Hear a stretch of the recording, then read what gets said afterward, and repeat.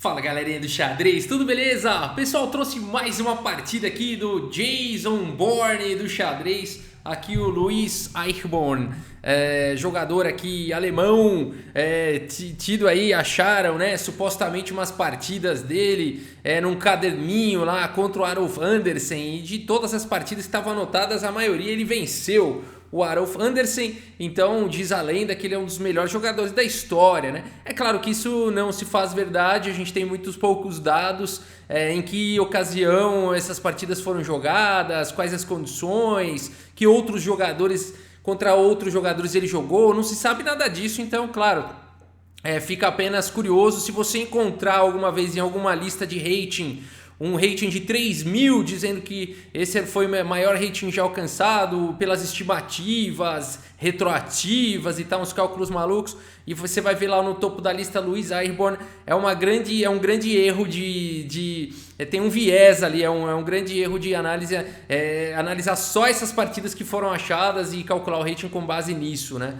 Então vamos dar uma olhada, mas de qualquer maneira são partidas muito legais. Vamos dar uma olhada nessa partida. Luiz Eichborn de brancas contra Arolf Andersen, abrindo aqui com o peão do rei E4, temos E5, cavalo em F3, atacando o peão central, cavalo C6 defendendo, e aqui o Luiz Eichborn vai para o lance C3, então preparando aqui a alavanca para jogar D4. E aqui D5 imediatamente pelo Arolf Andersen, E por D5, dama por D5, agora não tem cavalo C3, então dá para jogar essa abertura aí sem receio de ter saído com a dama de forma prematura.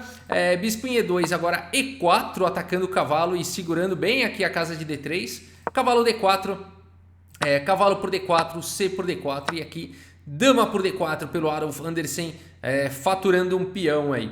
A partida seguiu com dama C2, bispo D7 desenvolvendo, e aqui cavalo C3 simplesmente pelo Luiz Eichborn.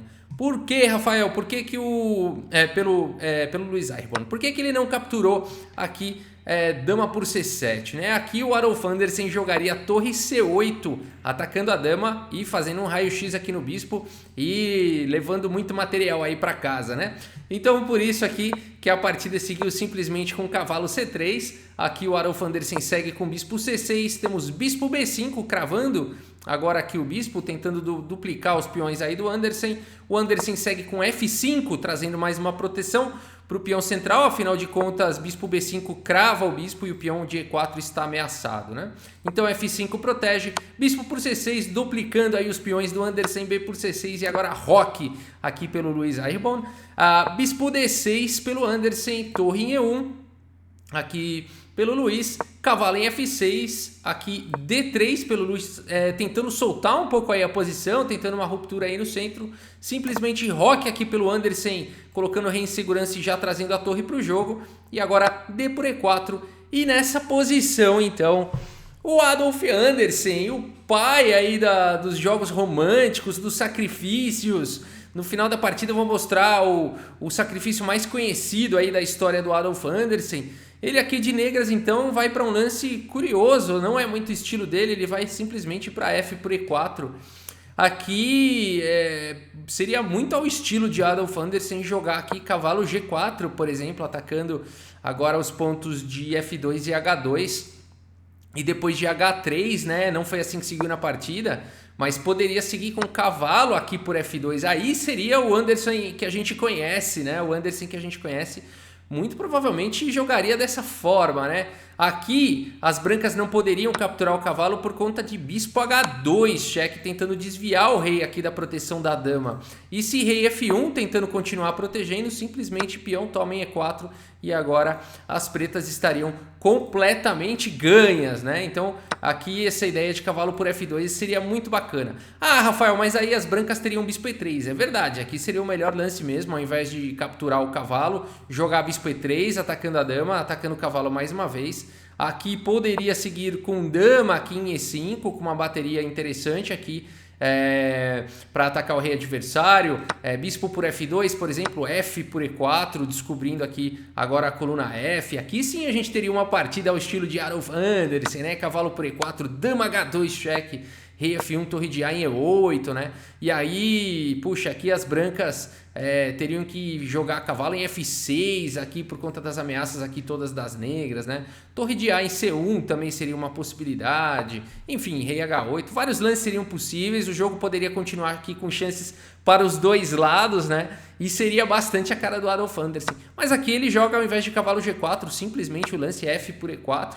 A partida seguiu com cavalo por E4 e agora sim cavalo G4. Ok, a partida seguiu com cavalo por D6, C por D6, amenizando todo o ataque aí do Anderssen. Bispo em E3 atacando a dama D5, B3 e agora dama em H5 ameaçando uma entrada aqui em H2, H3 simplesmente e aqui cavalo em E5. Temos dama em E2 propondo a troca das damas, dama G6, F4 atacando o cavalo, cavalo em D3 aqui atacando a torre. O Luiz Eichborn segue com torre aqui em F1, torre de A em E8, cravando agora o bispo, dama D2 saindo da cravada, dama E4 intensificando a pressão agora no bispo, a torre em F3 protegendo e agora a torre em F5 com a ideia de trazer a torre para D5, aqui o Anderssen jogando pesado, torre de A em F1, torre D5, dama C3 saindo agora da mesma coluna aqui da torre. E a partida seguiu com C5 aqui pelo Adolf Anderssen. Dama C4 mais uma vez propondo as trocas. Cavalo aqui em B4 foi jogado, trazendo mais uma proteção para a torre, colocando pressão aqui no ponto de A2. Por enquanto a dama está muito bem protegida. A partida seguiu com torre em E1 e agora cavalo C2 atacando a torre e atacando o bispo. A torre em E2 contra-atacando o cavalo. Dama por C4, B por C4, torre D1 cheque.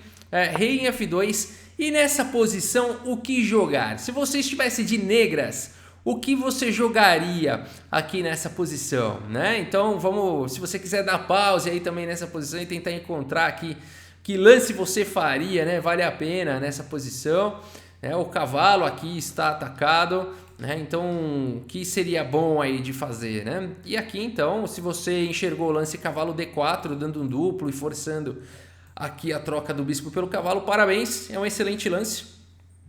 Se você enxergou torre de F aqui, né, torre por E3, né, também parabéns, é um excelente lance. Vai trocar tudo aí, torre F por E3, cavalo por E3, rei por E3 para deixar a torre segurando. Parabéns, né, tá tudo certo, são lances ótimos. Se você encontrou aqui cavalo por E3 também, com a ideia semelhante de trocar peça, parabéns.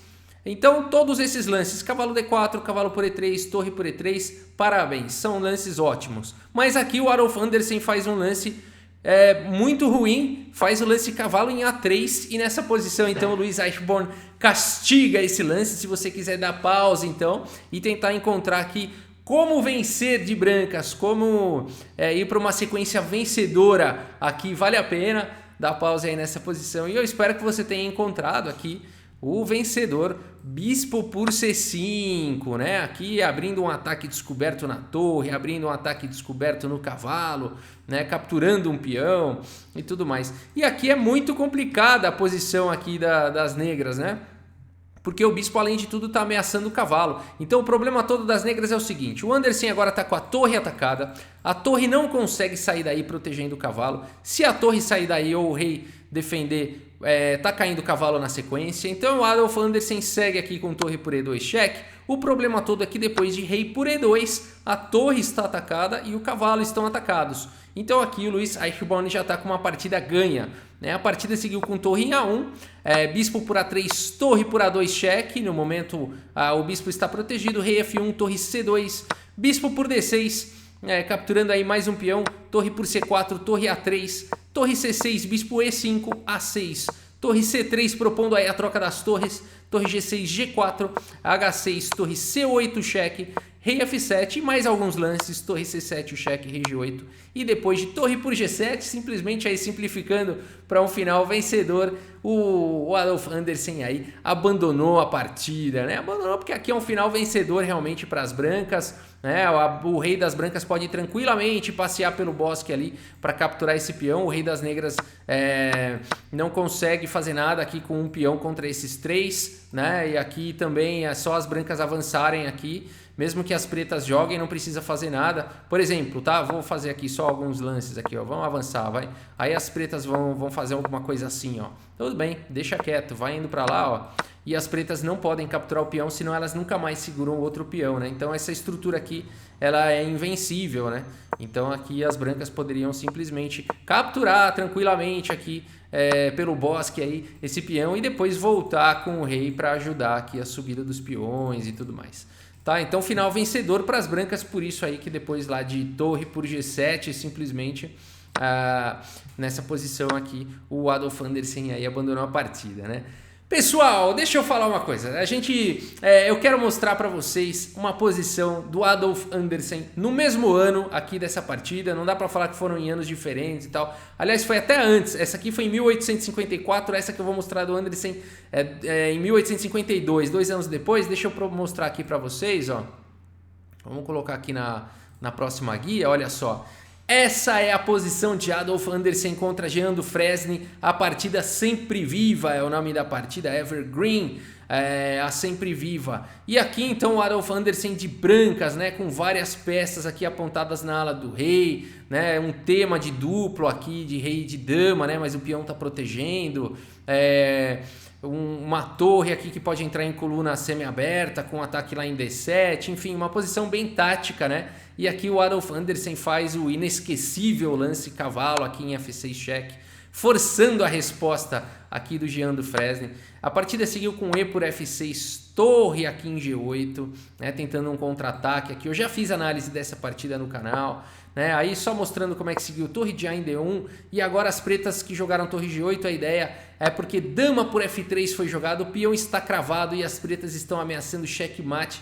E o que fazer nessa posição? Adolf Andersen faz torre por E7 cheque e depois de cavalo por E7, o Adolf Andersen vai para uma das sequências mais incríveis da história do xadrez. Dama por D7, sacrificando agora a dama, rei por D7, bispo em F5, é um cheque duplo aqui, duas peças dando cheque, rei em E8, bispo D7 cheque e depois de rei F8, bispo por E7, checkmate, entregando uma das combinações mais bonitas aí, memoráveis aí da história do xadrez, né? Aí a pergunta que fica é: em que condições será que Louis Eichborn jogou contra Adolf Andersen? Um jogador capaz de fazer uma combinação brilhante como essa, perdeu uma partida do jeito que ele perdeu ali, pendurando peça, jogando cavalo em A3, né? Um lance... Então, assim, será que não dá para saber, né? Então a conclusão que eu chego é: foi legal falar sobre Louis Eichborn. Ele não é um jogador que tem muita minha admiração, é realmente um forte jogador, né? Mas o intuito dessa playlist foi mais a gente saber, porque você vai se deparar algum dia, né, com uma lista lá e no topo da lista vai ter um cara chamado Louis Eichborn com estimativa de 3.000 de rating.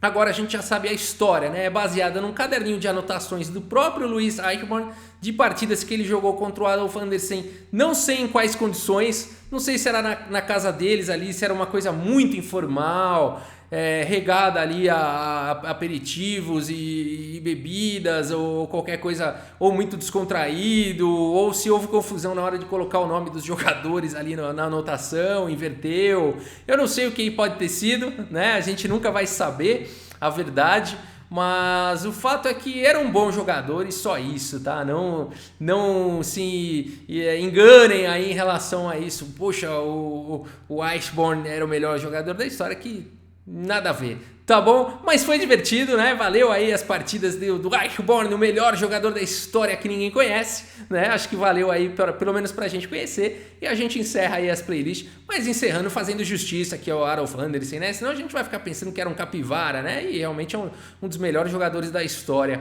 aí, Adolf Andersen. Beleza, pessoal? É isso. Espero que vocês tenham gostado do vídeo. Muito obrigado pela sua audiência. Um grande abraço pra todos vocês e até a próxima. Valeu!